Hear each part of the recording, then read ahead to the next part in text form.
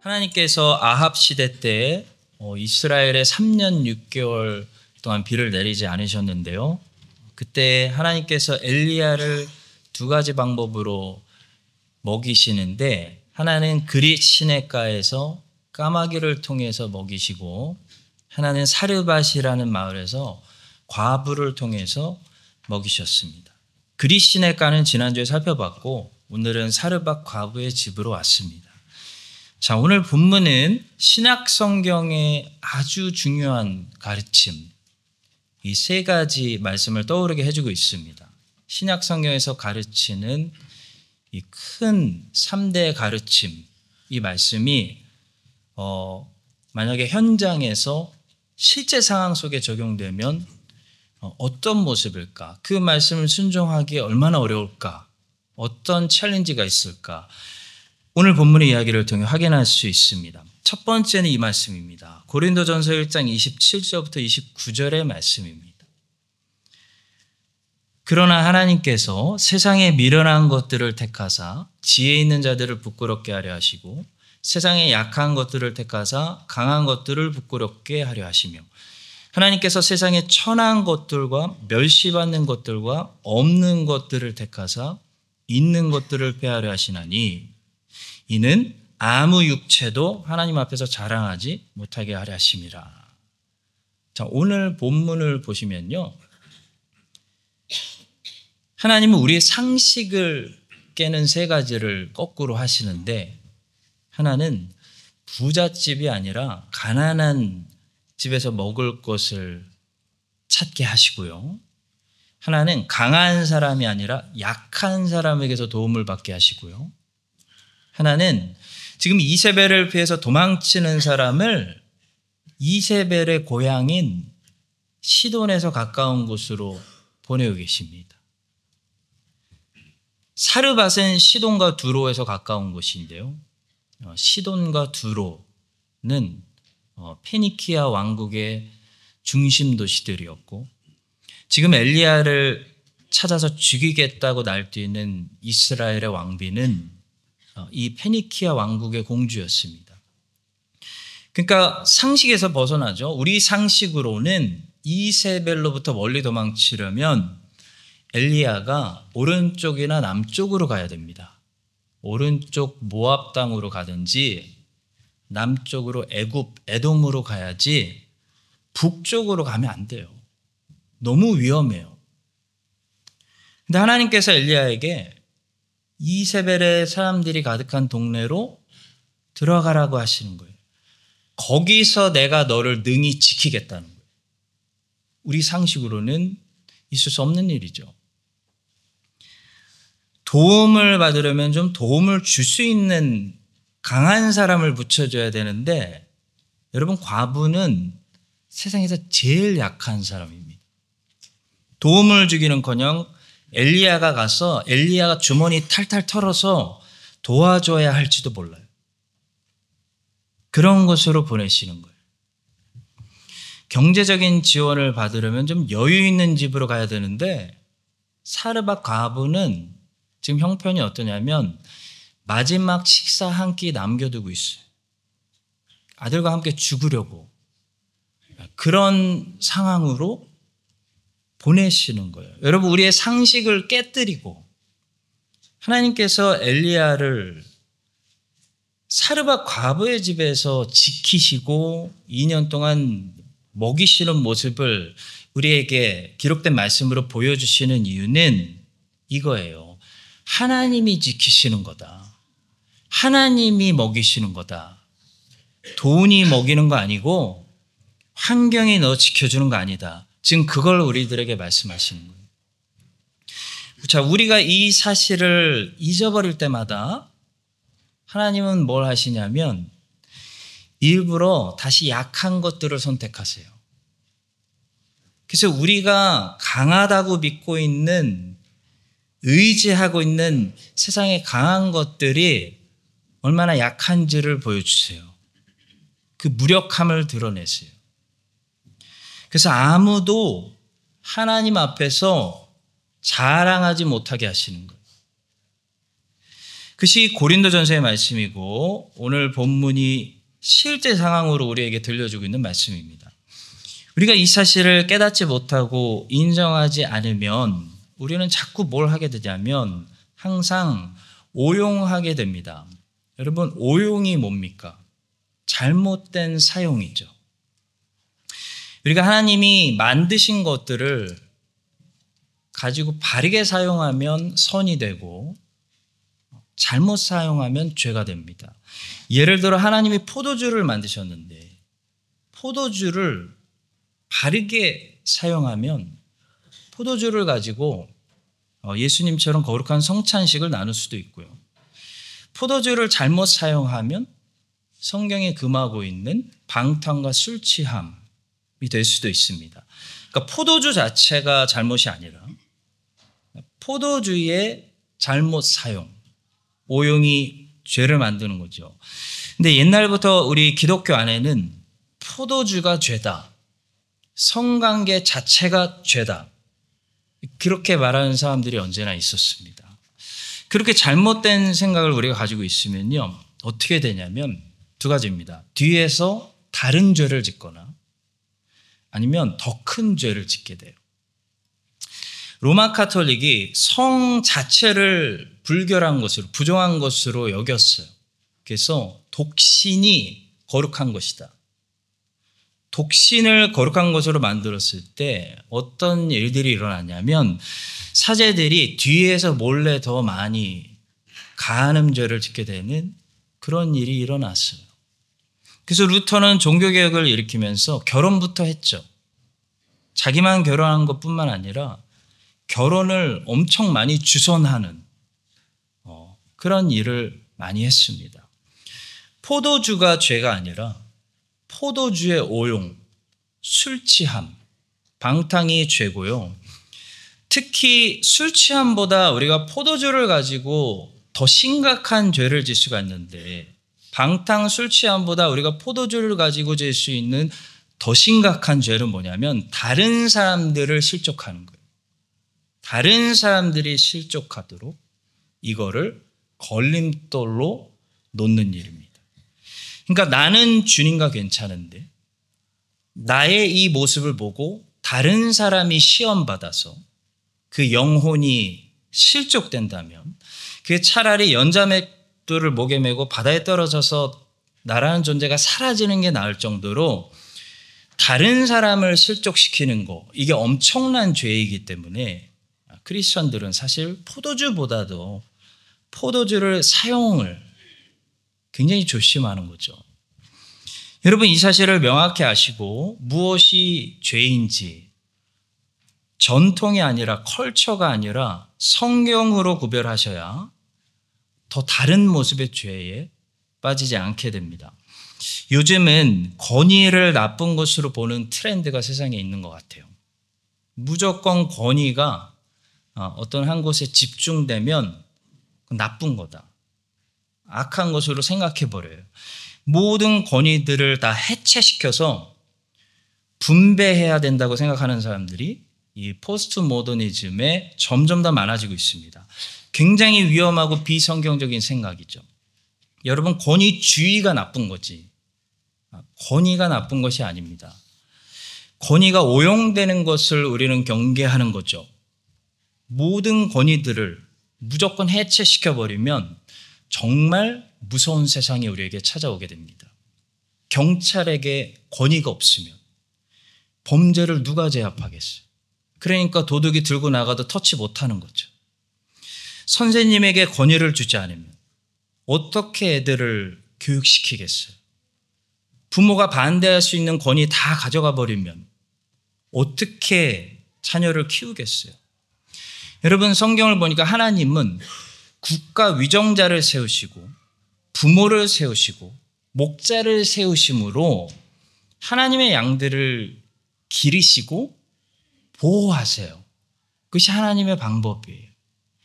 그런데 부모의 허락 없이 성전환 수술을 받을 수 있을 정도로 모든 권위 해체시키는 이 권위 해체주의는 하나님의 말씀과 반대되는 비성경적이고 매우 무서운 반기독교적인 운동입니다.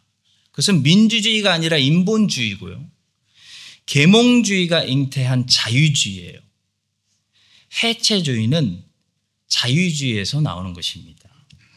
여러분, 사도 요한은 요한복음에서 자기 이름을 한 번도 밝히지 않습니다. 끝까지 밝히지 않아요.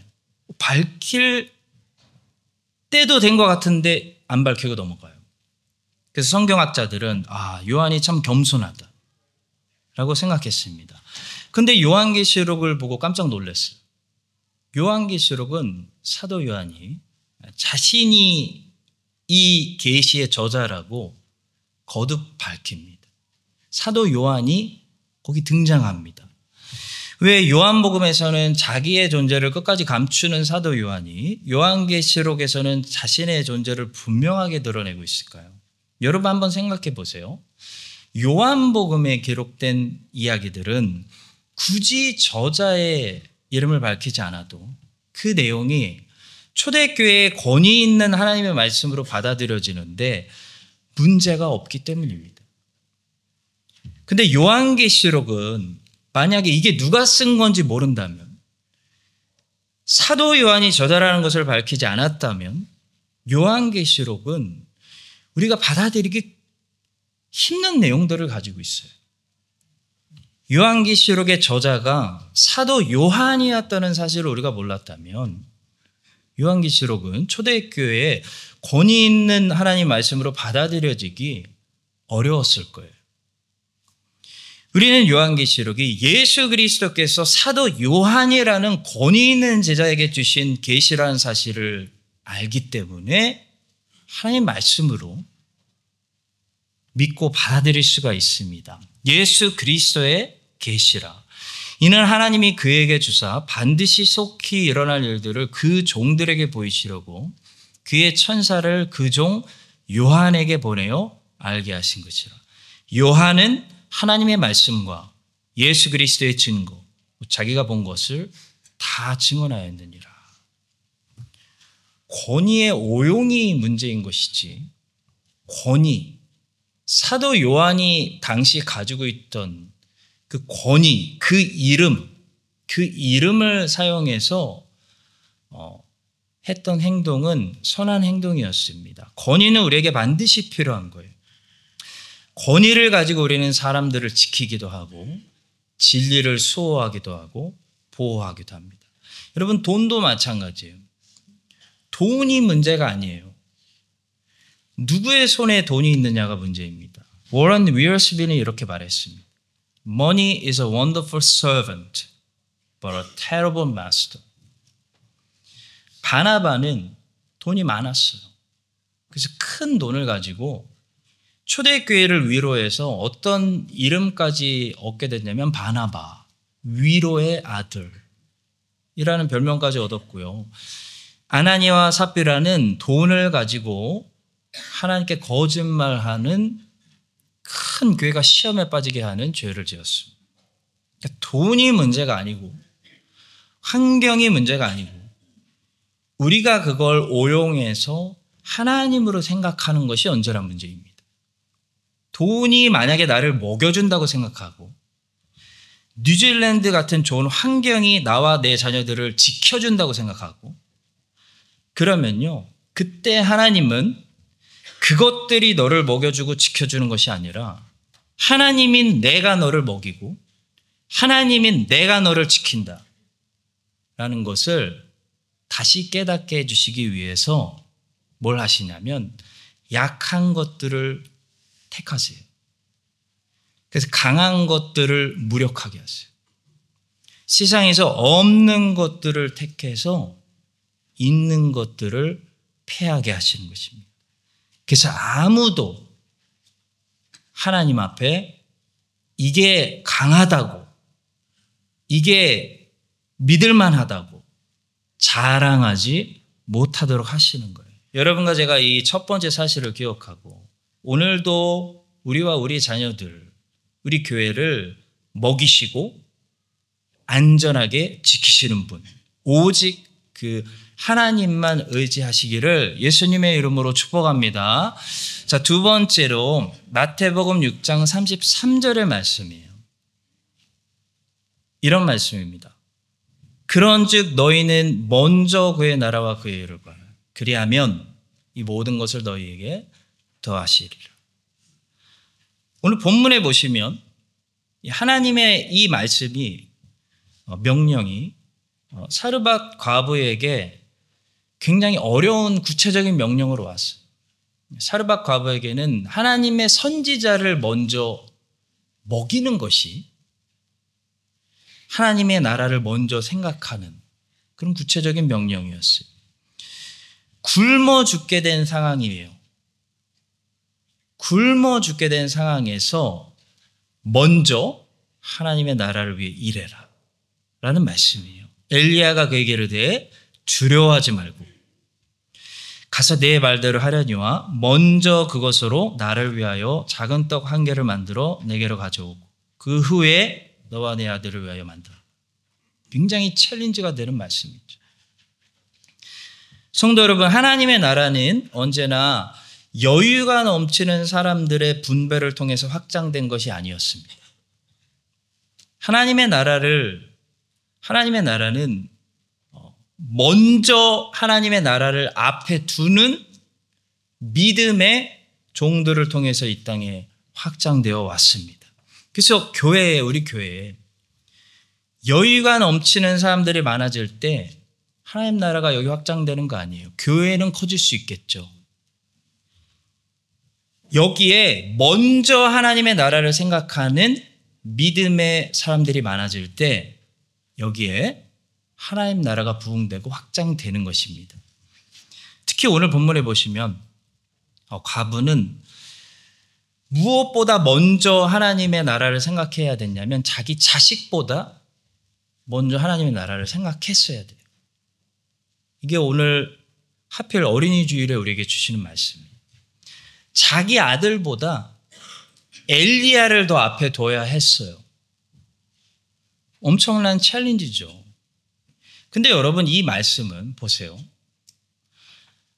아들을 죽이라는 말씀이 아니고 사실 아들을 살릴 수 있는 방법을 가르쳐주는 말씀이에요. 겉으로는 그렇게 안 보여요. 근데 실상은 그래요. 과부가 만약에 엘리야를 먼저 먹이면 어떤 일이 일어나냐면 자기 아들을 계속 먹일 수 있게 돼요.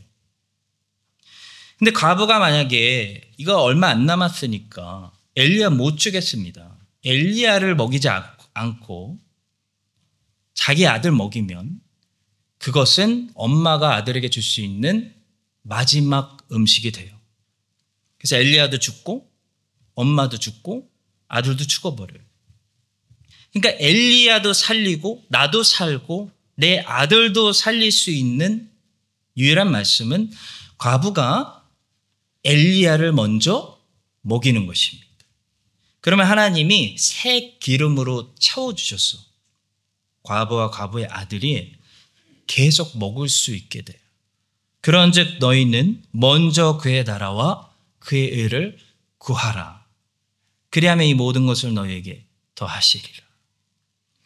그래서 먼저 그의 나라와 그의 의를 구하는 삶은 주의 나라를 위해서 다 죽이는 삶이 아니라 사실 주의 나라 때문에 다 살리는 삶이에요. 우리 예수님께서 12살에 부모님과 함께 예루살렘 성전에 올라가셨는데 절기 지키고 돌아오는 길에 요셉과 마리아가 예수님 까먹었습니다. 그때 성전에서 예수님 다시 찾았는데 예수님께서 청소년인데도 그렇게 순종적인 예수님이 분명한 사실, 엄마 아빠에게 분명한 사실 한 가지를 보여주는 말씀이 있는데 바로 이 말씀이에요. 예수께서 이르시되 어찌하여 나를 찾으셨나이까? 내가 내 아버지 집에 있어야 될 줄을 알지 못하셨나이까? 예수님의 우선순위가 뭔지를 분명히 보여주십니다. 내 아버지. 예수님의 우선순위는 청소년 때부터 아주 분명했습니다. 하나님 아버지가 먼저예요. 하나님이 무조건 먼저예요. 하나님보다 앞서는 것은 예수님에게 있을 수 없습니다. 자, 그런데 그렇게 하나님이 예수님의 먼저가 되실 때, 제1순위, 우선순위가 됐을 때 예수님은 너무 지나친, 부모도 모르는 그런 광신도의 모습을 보이신 것이 아니고요. 굉장히 건강한 모습을 보여주세요. 굉장히 건강한 자녀가 돼요. 두 가지 모습을 보여주세요. 하나는 균형이고 하나는 부모님께 순종하는 아들의 모습입니다. 첫째부터 보겠습니다. 하나님을 제일 먼저 우선순위로 가지고 있을 때 우리는 너무 지나친 신앙인이 되는 것이 아니고요. 비로소 가장 균형 잡힌 건강한 사람이 됩니다. 예수님은 하나님을 우선순위로 두었을 때 몸과 마음과 영혼이 하나님과의 관계, 사람들과의 관계가 균형 있게 성장하셨어요. 예수는 지혜와 키가 자라가며 하나님과 사람들에게 더욱 사랑스러워 가시더라. 하나님에게만 사랑스러워지거나 사람들에게만 사랑스러워지는 것이 아니라 하나님을 우선순위로 두니까 하나님과 사람들에게 더욱 사랑스럽게 자라셨어요. 여러분, 우리 자녀들이 만약에 너무 게임만 하거나, 자녀들이 하는 게 아니라 우리 아빠들이 너무 게임만 하거나 너무 스포츠만 좋아하거나, 저도 스포츠 엄청 좋아해요. 근데 너무 좋아하거나 너무 어떤 한쪽으로만 치우쳐는 것은 균형이 잡히지 않았기 때문입니다. 그러니까 밸런스가 무너진 거죠. 그리고 균형이 잡히지 않은 이유는 균형을 잡아주는 무게중심 되시는 하나님이 우선순위로 없기 때문이에요. 여러분, 하나님 없는 삶은 가벼워져요. 가벼워지면 조금만 바람이, 유행이 이쪽으로 불어도 영향을 많이 받는 거예요. 가벼우니까 영향을 크게 받는 거예요. 가벼우니까 버틸 힘이 없는 거예요. 그래서 악인들의 특징은 시편 1편에 흔들리는 거예요. 흔들리는 거. 바람이 부는 곳으로 떠내려가는 거예요.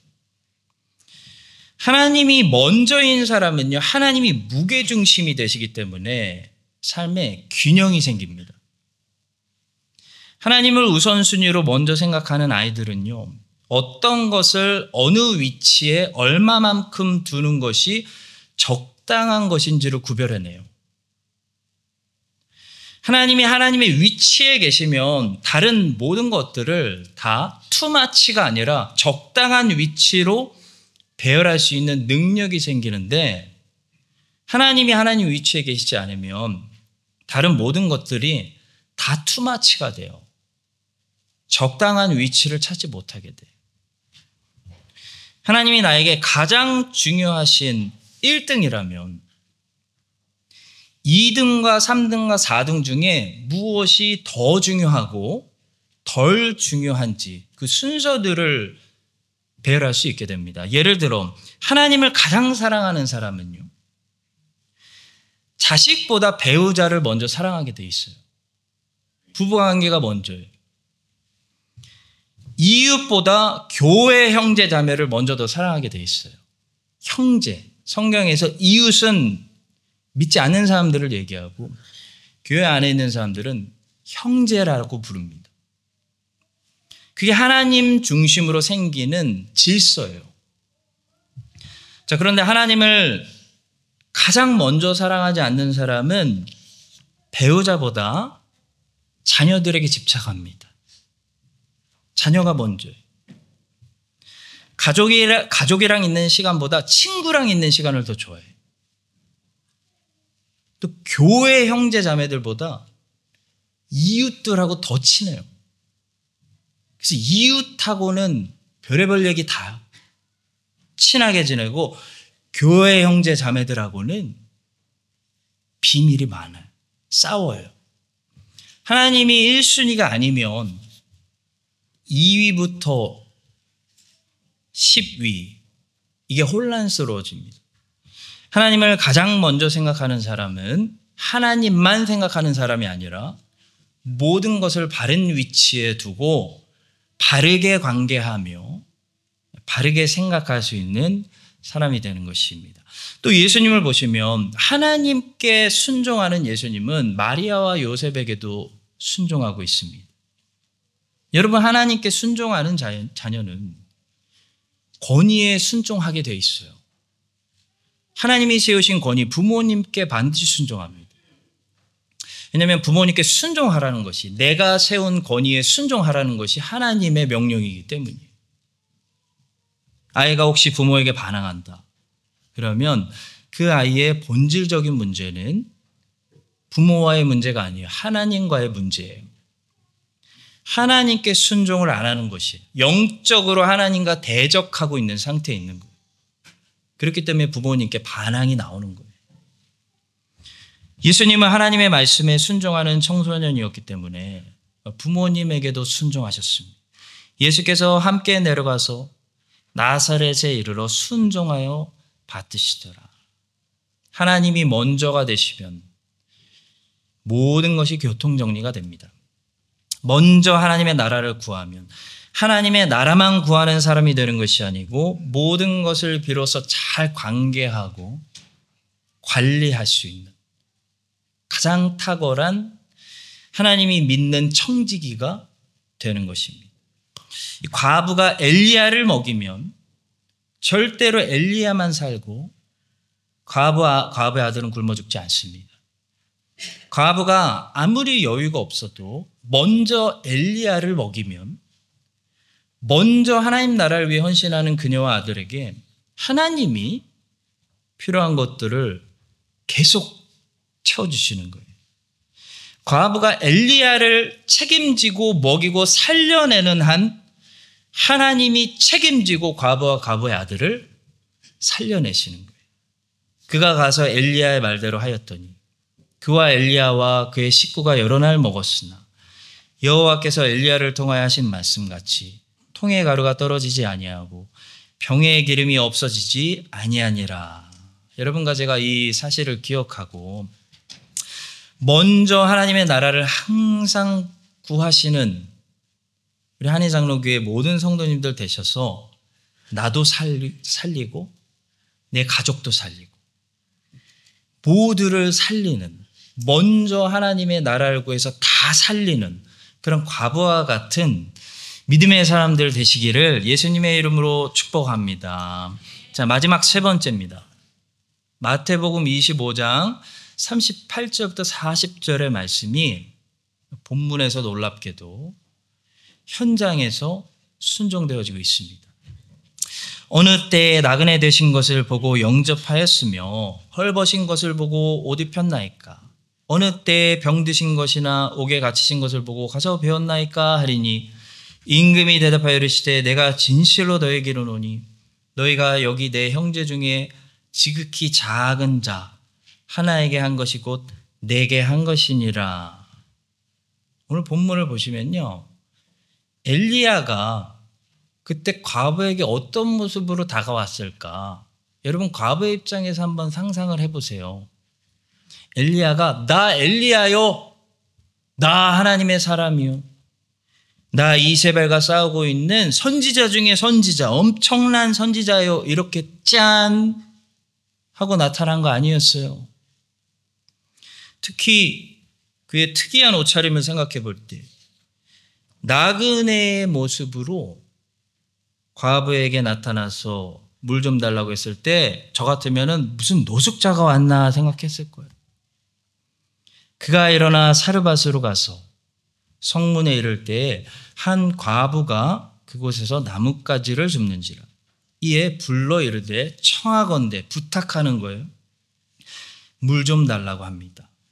그릇에 물을 조금 가져다가 내가 마시게 하라.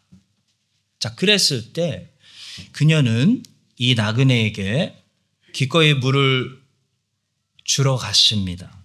그 다음 구절입니다. 그가 가지러 갈 때에 엘리야가 그를 불러 이르되 하고 모든 것을 설명합니다. 그러면서 대화가 시작돼요. 그러면서 나는 여호와를 섬기는 하나님의 사람이고 하나님이 나를 이곳으로 보내셔서 당신을 통해 먹이시겠다고 나에게 말씀하셨고 그 약속 가지고 내가 왔으니 두려워하지 말고 하나님 말씀 믿고 걱정 말고 나에게 먹을 것을 달라라고 간구했던 거예요. 그러니까 이 여인이 만약에 이런 사실을 알기 전에 하나님이 보내신 선지자인지 모르고 하나님이 그런 약속을 주셨다는 거 모르고 그냥 바빠 죽겠는데 이 나그네가 물 좀 달라고 했을 때 거부했다면 큰일 날 뻔한 거예요. 이 여자는 그때 일하고 있었습니다. 너무 가난해서 나뭇가지를 땔감으로 쓰려고 줍고 있었어요. 바쁩니다. 힘들어요. 근데 나그네가 나타나서 물 좀 달라고 하는 거예요. 아니, 안 보이세요? 제 처지, 바쁜 거, 가난한 거? 저기한테 부탁하시죠. 근데 나한테 와서 부탁하는 거예요. 이 나그네가 물 좀 줄 수 있겠니? 이런 게 필요한데 네가 좀 해줄 수 있겠니? 나에게 부탁하는 거예요. 그때 이 여인은 기꺼이 나그네를 영접함으로 하나님이 이런 말씀하시고 하나님의 선지자를 보냈다는 놀라운 비밀의 사실들을 알게 됐어요. 여러분, 이와 비슷한 경우가 성경에 종종 나오죠. 아브라함의 종이 그냥 나그네처럼 이렇게 지켜보면서 툭 던져봐요. 물 좀 주세요. 던져봤어요. 자, 그때 리브가가 바빠 죽겠는데 본인이 퍼다 드세요. 충분히 할 수 있죠. 여러분과 제가 사실 자주 그렇게 얘기해요. 했다면 리브가는 평생 이삭에게 시집 못 오는 거죠. 리브가가 어떻게 예수님의 족보에 올라오는 사람이 되었습니까? 이걸 했기 때문이에요. 나그네를 영접했기 때문이에요. 사마리아 여인도 그날 바빴습니다. 날씨가 너무 더워요. 근데 예수님이 나 하나님의 아들이다 하면서 나타나시지 않았어요. 예수님이 정체를 감추시고 나그네처럼 딱 앉아 계시면서 물 좀 줄 수 있겠니? 내 부탁, 작은 부탁 좀 들어줄 수 있겠니? 라며 다가오셨어요. 사마리아 여자 한 사람이 물을 기르러 왔음에 예수께서 물 좀 달라 하시니 아브라함은 하나님과 천사들인 줄 알고 그날 식사를 대접한 것이 아니고 그냥 손님들이기 때문에 나그네들을 대접했다가 하나님과 천사들을 대접하게 되는 복을 누렸기 때문에 히브리서는 이렇게 우리에게 말씀하고 있는 거죠. 손님 대접하기를 잊지 말아라. 이로써 부지 중에 천사들을 대접한 이들이 있었느니라. 아비가일의 남편 나발이 만약에 다윗이 부탁했을 때, 먹을 것 좀 달라고 부탁했을 때 다윗과 부하들을 영접했다면 재산도 많은데 여러분, 다윗 같은 사람이 나발의 은혜를 잊었을까요? 절대 안 잊습니다. 다윗이 왕이 되면 평생 아마도 다윗과 함께 다윗 옆에서 나발도 하나님의 영광을 위해 중요한 일을 했을 거예요. 그런데 나발이 왜 다윗을 영접하지 않고 무시했는지 아십니까? 다윗이 왕의 모습으로 오지 않았기 때문이에요. 그거예요. 여러분, 다윗이 왕이었어 봐요. 나발이 다윗 영접할 뿐만 아니라 가서 엎드립니다. 다윗은 아직 왕의 모습으로 오지 않을 때, 나그네의 모습으로 다윗이 올 때, 좀 심하게 얘기하면 거지의 모습으로 다윗이 나타났을 때 나발은 나발이기 때문에, 바보이기 때문에 다윗을 영접하지 않은 거예요. 여러분, 예수님이 마태복음에서 지금 말씀하시는 것은 예수님이 그렇게 우리들에게 자주 나그네의 모습으로 오신다는 거예요. 예수님이 왕의 모습으로 와서 큰 부탁을 하시면 여기 부탁 안 들어줄 사람이 어디 있습니까? 그렇게 중요한 일이요? 당연히 해드리죠. 근데 예수님이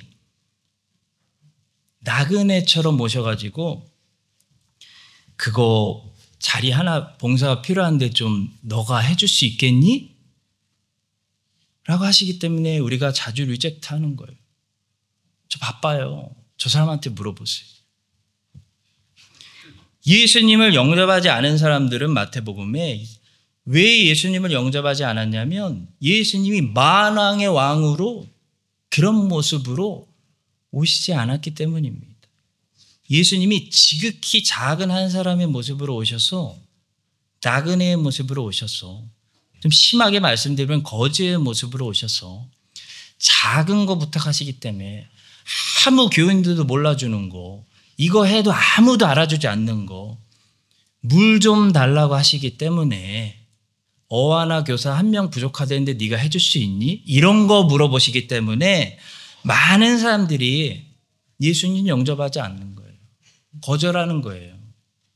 내가 주릴 때에 너희가 먹을 것을 주지 아니하였고 목마를 때에 마시게 하지 아니하였고 나그네 되었을 때에 영접하지 아니하였고 헐벗었을 때에 옷 입히지 아니하였고 병들었을 때와 옥에 갇혔을 때에 돌보지 아니하였느니라 하시니 그들도 대답하여 이르되 주여 우리가 어느 때에 주께서 줄이신 것이나 목마른 것이나 나그네 되신 것이나 헐벗으신 것이나 병드신 것이나 옥에 갇히신 것을 보고 공양하지 아니하더이까. 이에 임금이 대답하여 이르시되 내가 진실로 너에게 이르노니 이 지극히 작은 자 하나에게 하지 아니한 것이 곧 내게 하지 아니한 것이니라 하시리니 그들은 영벌에 의인들은 영생에 들어가리라.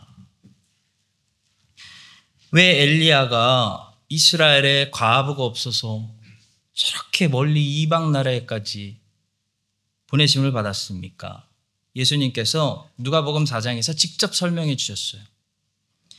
이스라엘이 하나님을 영접하지 않고 거부했기 때문입니다. 내가 참으로 너에게 이르노니 엘리야 시대에 하늘이 3년 6개월 동안 닫히어 온 땅에 큰 흉년이 들었을 때에 이스라엘에 많은 과부가 있었으되 엘리야가 그 중에 한 사람에게도 보내심을 받지 않고 오직 시돈 땅에 있는 사렙다의 한 과부에게 뿐이었으며.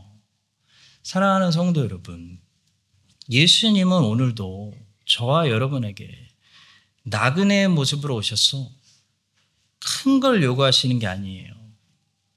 물 좀 달라 하십니다. 예수님이 나그네의 모습으로 오시기 때문에 영접하지 않고 주님 그거 제가 순종해 드려도 아무도 몰라주는 건데요. 그렇게 초대를 무시하면요. 예수님은 억지로 강요하지 않으시고 다른 사람에게 기회를 주십니다. 여러분과 제가 이 사실을 기억하고 물 좀 달라고 나에게 작은 초대장을 보내주실 때 예수님을 영접하고 그 초대에 응답해서 그 작은 별거 아닌 것 같은 그 순종을 통해 크신 하나님을 만나게 되는 그 물 한 모금 드렸더니 하나님의 선지자 엘리야를 발견하게 되는 그런 큰 은혜를 새로운 한 주도 많이 누리시기를 예수님의 이름으로 축복합니다. 기도하겠습니다. 하나님 아버지, 예수님께서 나그네의 모습으로 물 좀 달라고 부탁하실 때 그 나그네가 하나님의 초청인 것을 알아보게 하시고 영접하여 크신 하나님을 만나게 되는 우리 모두 되게 하여 주시옵소서. 먼저 하나님의 나라를 위해 우리 살게 하시고 그럴 때 우리와 우리 자녀들에게 필요한 모든 것들 하나님 공급하시고 우리를 살려 주시옵소서. 과부를 통해 엘리야를 지키시고 먹이시는 하나님을 기억하고 돈이 우리를 먹이지 않고 뉴질랜드가 우리를 지키지 않고 하나님이 먹이시고 하나님이 지키신다는 사실 기억하게 하여 주시옵소서. 예수님의 이름으로 기도합니다.